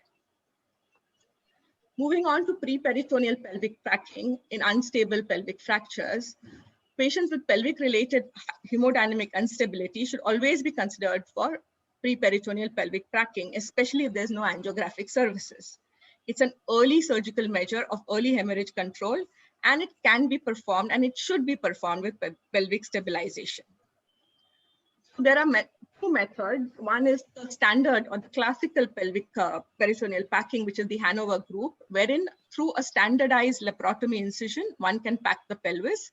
However, contamination is possible, and the pelvic compression is not as good as with the direct PPE group, which has been mentioned by the Denver group, where a small incision is taken in the suprapubic area, and along the space of retius, 2 surgical mops are kind of pressed in and compress the pelvis on both sides, and is significantly improves the kind of hemorrhage from the sacral veins. Once we moved on from that, external fixation is a necessary adjunct for this as well as for open book fractures. And thromboembolism can be tried at any point in time. In the elderly, it is preferable to use thromboembolism because these are the patients where, like we mentioned, there is hardly ever an open book fracture, and these patients do well with this procedure. In all other patients, only after the patient is hemodynamically stable should the patient be undergoing a thromboembolic phenomenon. It's just a word on this. It's tried in high volume, high trauma centers, wherein endoscopic balloon occlusion of the aorta is done. It is done in zone 3, which is below the infrarenal area. It's difficult because of the pelvic fracture and the access to the femoral vessels is compromised. But like I mentioned, it is a possibility, and it's an advance that can be considered in patients with hemodynamic instability. I'm not going to talk too much on diagnostic secondary surveys because Girish has mentioned again in detail, but a multiphasic CT scan with intravenous contrast is essential once the patient is stabilized. A CT with three-dimensional bone reconstruction helps get a better yield in terms of decreasing neurological disorders, operative time, and expertise. All other investigation like a urethrogram or a rectal proctoscopy should be done in all patients in which a high risk perineal injury is advocated. So why is this the base of the iceberg? 85% of pelvic bleeding originates from bones, soft tissues, and major venous structures. Aggressive hemostatic resuscitation is a need of the hour. Bony stabilization of the pelvis helps. Non-arterial sources of bleeding get controlled easily with compression, with pelvic binders and with the packing. And 90% of this will have significant associated injuries and missed local injuries, and which is what forms the base of the iceberg. So one needs to be really diligent and make sure that all injuries are identified and treated. This is to summarize basically on kinds of pelvic trauma. If it's minor, there is no hemodynamic instability, mechanics is not affected, a CT scan is done, and the patient undergoes non-operative management. For moderate pelvic injuries, grade 2 and 3, the hemodynamics is again stable, but there is mechanical disruption. Again, a CT scan is warranted, patient undergoes a pelvic binder, following which a fixation and thromboembolism can be performed. In severe types of pelvic trauma, where there is hemodynamic instability and there may or may not be mechanical instability, pelvic packing, mechanical fixation, and reboa add to the above, the pelvic binder and the external fixation. So it's time that we understand that it's a complex topic. There are too many players in the field, and each of them has to be addressed and each of them has to be tackled accordingly. It is important to have a multidisciplinary approach to manage the resuscitation, control bleeding, manage bone injuries, and other system injuries. This is an open access link which is provided at the end of the thing, which you can all access to get the material that has been taken for this slides along with the ATLS protocols. It is a difficult topic, and I hope I have not made it more difficult for you. So thank you for a patient listen. Thank you, Dr. Shilpa. Unstable pelvic fracture is indeed a challenge for trauma surgeon and difficult to manage with high incidence of associated injuries along with it. Just one question. You mentioned about reduction of fractures, skeletal trauma. But in presence of neurovascular injury, I think reduction and splinting is not advocated. The splinting should be done in the position that the limb is in without reducing the fracture actually, when there is associated neurovascular trauma. Yeah, so if there is paresthesia, yes, I agree, ma'am. If there's paresthesia, numbness, or any kind of vascular compromise, and obviously one would not want to reduce it. But if none of the above happen, then the splinting can be done in case you have the experience to do it. Absolutely. Splinting certainly has to be done. It's only decision about reduction depending on the presence. The experience of the trauma. Thank you, Dr. Shilpa. Thank you, Dr. Shilpa, for an excellent presentation. Thank you. We'll move on to the next topic, which will be taken by Dr. Vineet Kumar. He's an assistant professor of surgery at LTMMC Sion. He's a trauma fellow. He's conducted multiple national and international projects in trauma. His topic, today's topic is on head injuries.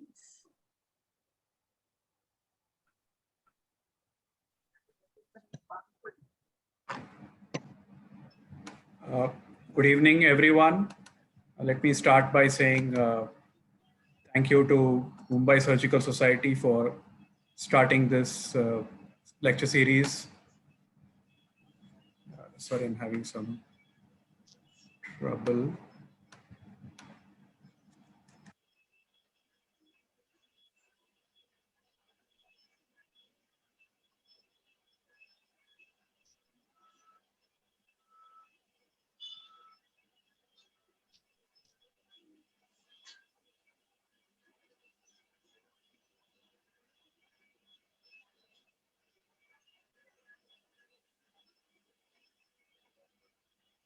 I hope all of you can see my screen and we listen can. to my voice. Thank you. Thank you so much, and sorry for the delay. My topic for today is head and neck injuries. And I would like to start by a small case scenario. So there is a 34-year-old male. He suffered from a road traffic accident. He was a pedestrian and he was hit by a car. He had 3 to 4 episodes of vomiting and a brief history of loss of consciousness. He was brought by his friend to your health facility. So I would like to ask you this question as to what will be our approach towards management of this patient. And this is what I would like to cover in the next few slides. So head injury is defined as any trauma to the head other than superficial injuries to the face. And we have all experienced that it is a major cause of death and disability. It is rare to see isolated head injuries. You can have a lot of associated injuries and polytrauma as well.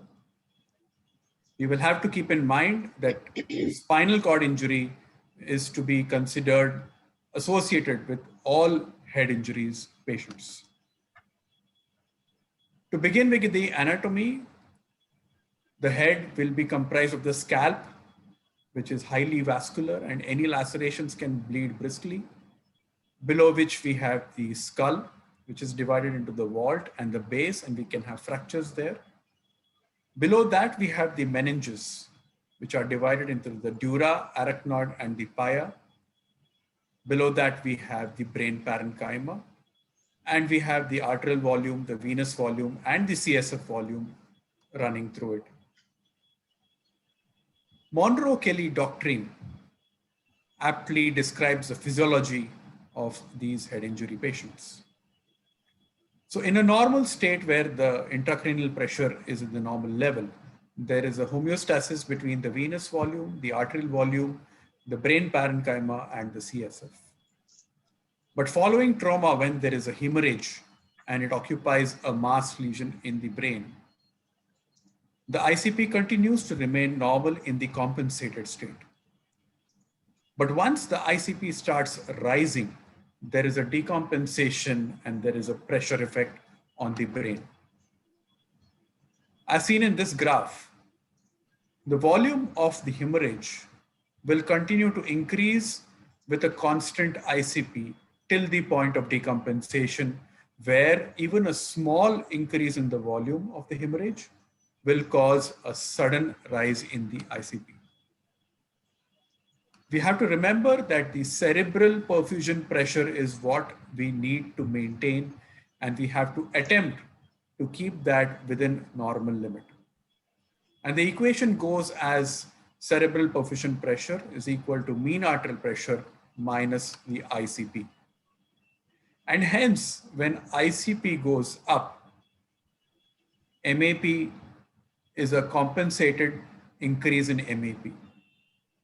And if there is a reason by polytrauma for the MAP to go down, then the cerebral perfusion pressure will get affected.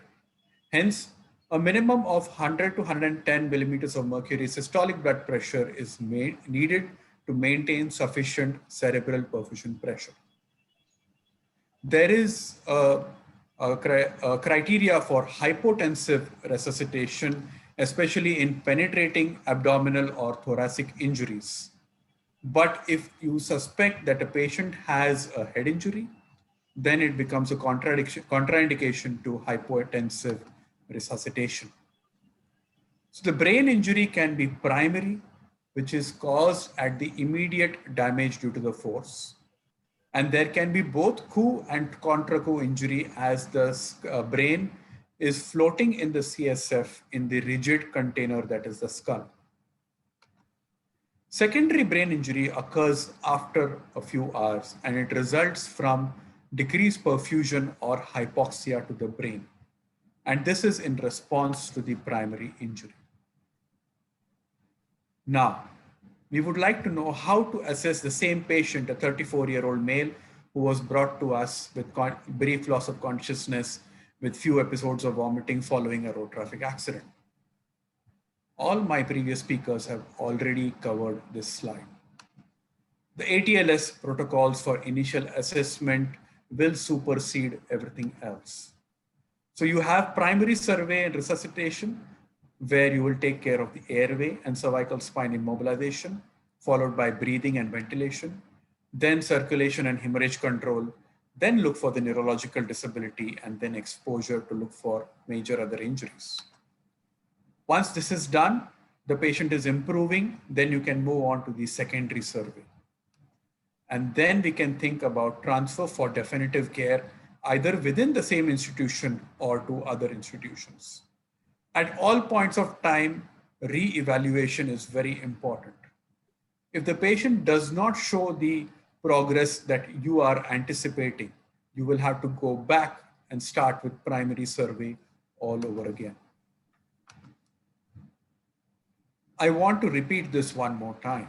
Spine injury must always be considered in patients with multiple injuries, especially with blunt injuries above the clavicle. Some patients with spine injury may experience new or worsening symptoms after treatment in the casualty or in the emergency department, which is generally caused by inadequate immobilization. So how do you protect the spine? You have to immobilize the entire patient on a long spine board with proper padding. You have to apply semi-rigid collar. And when you are transporting this patient, you need side blocks on the side of the face with strapping of the forehead and the chin. Remember that the legs below the ankle should not dangle beyond the edge of the spine board. My take-home message for spine injury to you today is that protection is the priority, detection is secondary. We're going to come back to assessment of head injury over here. So when we are doing our ABCD, which is our primary survey, we use the Glasgow Coma Scale to assess the level of consciousness. A maximum score of 15 and a minimum score of 3 can be calculated through this. We can classify head injury using the Glasgow Coma Scale into mild, which is GCS 13 to 15, moderate, which is 9 to 12, and severe, which is below 9 or 3 to 8.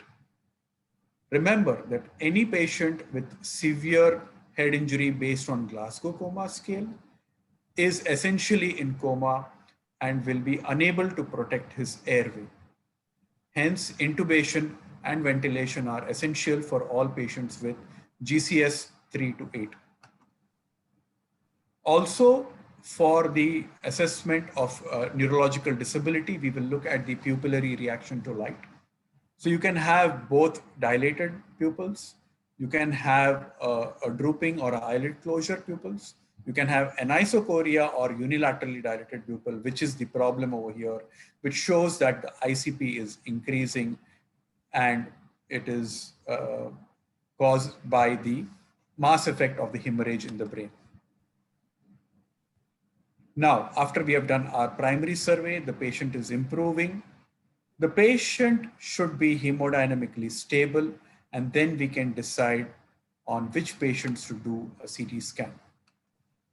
So in adult patients, GCS less than 13 on initial assessment, GCS less than 15 at 2 hours after the injury, suspected open or depressed skull fractures, any kind of basal skull fracture like raccoon eyes or a battle sign or a CSF rhinorrhea or torrhea, if there is a post-traumatic seizure, if there is any focal neurological deficit or more than one episode of vomiting, are the indications for doing a CT scan of the brain.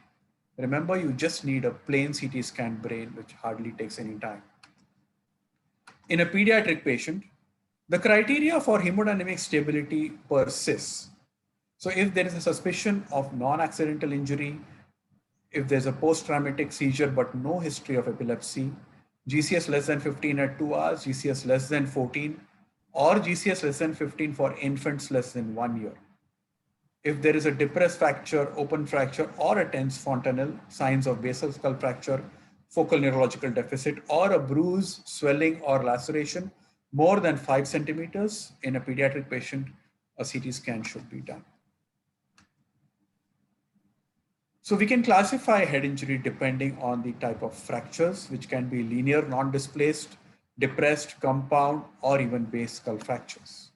Or we can have intracranial injury, which can be concussions, contusions, subarachnoid hemorrhage, or diffuse axonal injury. I would like to quickly go through a few of the intracranial hemorrhages, like an epidural hematoma. So there is a lucid interval in these kinds of patients, usually occurs in young patients, and there may be injury to the middle meningeal artery.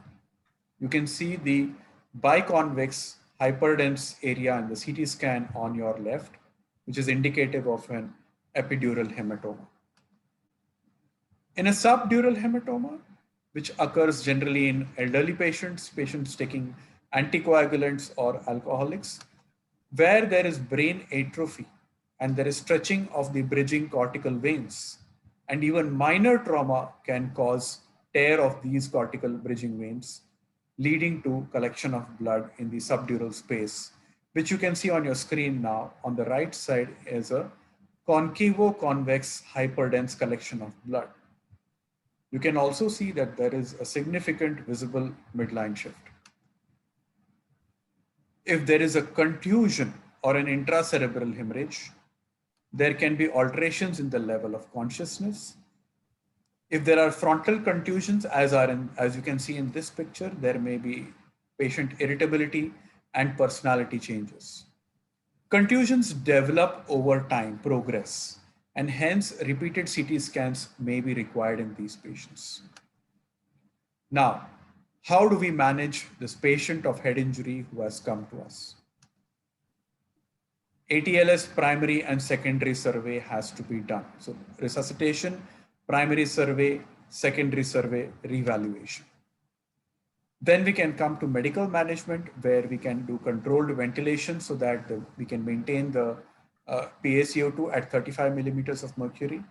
Remember that prolonged hyperventilation causes drop in CO2 levels and can cause cerebral hypoxia. Intravenous fluids, which need to be isotonic so that we can maintain a euvolumic status, is important. We need to consult with a neurosurgeon, and then he can advise us on the use of mannitol, which is an osmotic diuretic. It should be used with signs of tentorial herniation, which is sudden deterioration in the GCS, unilateral pupillary dilatation. The contraindication for mannitol, of course, is shock. Any patient with hypotension, we should not use mannitol. Remember that before you give prolonged sedation and paralysis, you should calculate your GCS and look for your pupillary reaction to light. This can be done repeatedly to gauge whether the patient is improving or not. In addition, we will require anticonvulsants and short-acting sedatives and paralytics agents. Scalp wounds, as I said, because the scalp being highly vascular can be a possible site of major blood loss. Hence, direct pressure to control the bleeding or occasional temporary closure is essential. Intracranial mass lesions can be life-threatening if there is a sudden expansion, and hence immediate neurosurgical consultation will be required, and temporizing measures like hyperventilation or mannitol can be given to reduce the ICP. So the question that comes to our mind is, which patient requires neurosurgery? So I'm going to give you a few general guidelines, which are taken from the NICE guidelines in the UK. So if there is an extradural, a subdural, or an intraparenchymal hemorrhage, if GCS is less than 9 and any volume, or the volume is more than 30 cc with any GCS, if the thickness of the hematoma is more than 10 to 15 mm, if there is a midline shift of more than 5 mm, and if there is sudden neurological deterioration, these are all the indications where the patient will need surgery. In case of fractures, if there are depressed fractures or open fractures, because of the risk of meningitis, the patient will require surgery again. If the patient undergoes surgery and post-op, he's kept in the ICU, or if the patient is undergoing non-operative management, I would like to suggest a mnemonic of fast hug for management of these patients, which includes feeding, analgesia, sedation, thromboprophylaxis, head high, ulcer prophylaxis, and glycemic control.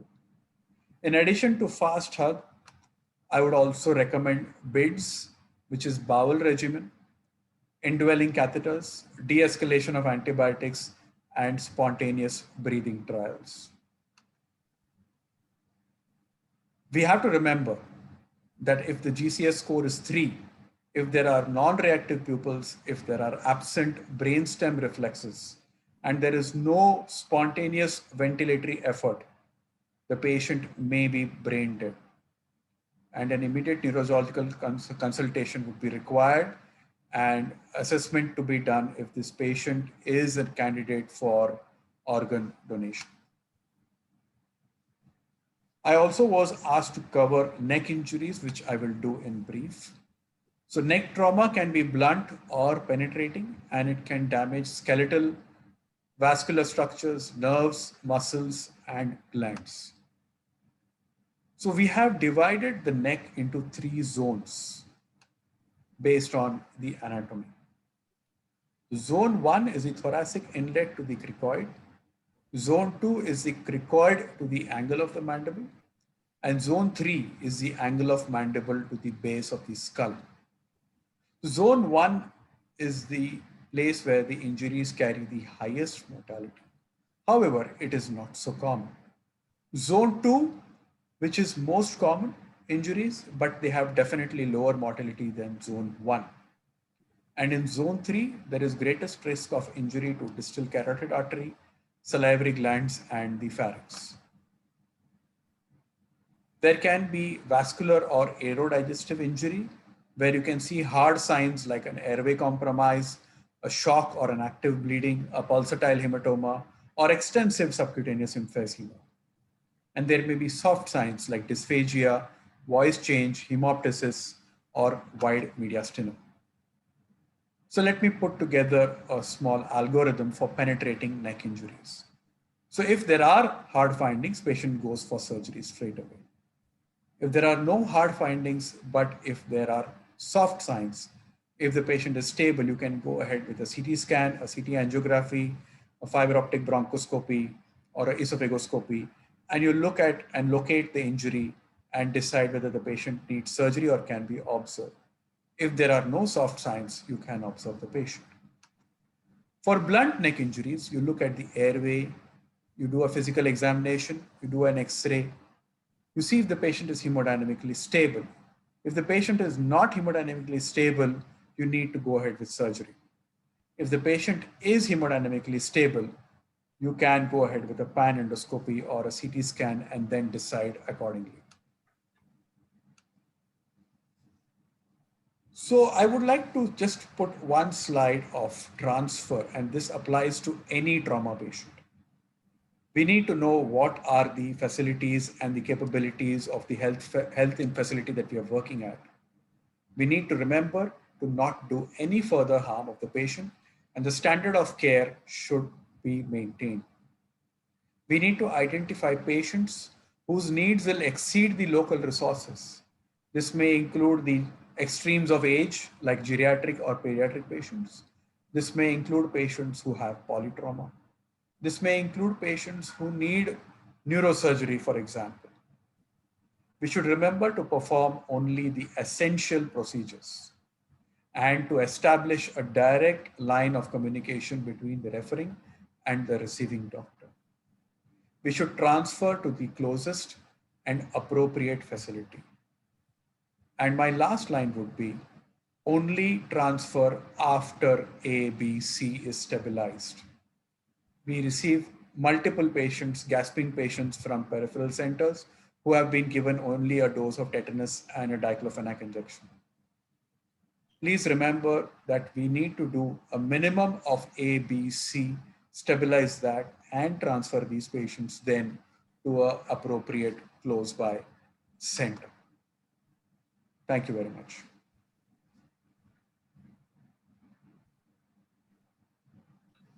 Thank you, Dr. Vineet Kumar, for a very lucid presentation on head and neck injuries. There are any questions? Thank you, Dr. Vineet. I think it was good that you made it very clear that when and where the patients need to be transferred and how they should be transferred. Thank you, ma'am. That is important when we are talking to a group of surgeons who might be practicing at different levels of facilities. Dr. Rajesh, do we conclude the session now? Yeah, we can conclude here. So there is a question there, fluids to be Yeah, used in head fluids to be injury. used in head injury. Vineet? So we have to use isotonic fluids. So most commonly the fluid that is used is either normal saline or ringolactate. We need to avoid dextrose containing fluids because they can cause further increase in the brain edema and intracranial pressure. So isotonic fluids like ringolactate or normal saline are only to be used in the initial phase, that is 24 to 48 hours. Once the patient is stabilized, then we probably can start feeding the patient so that the glycemic control is maintained. I think this choice of fluid stands true practically for all trauma cases.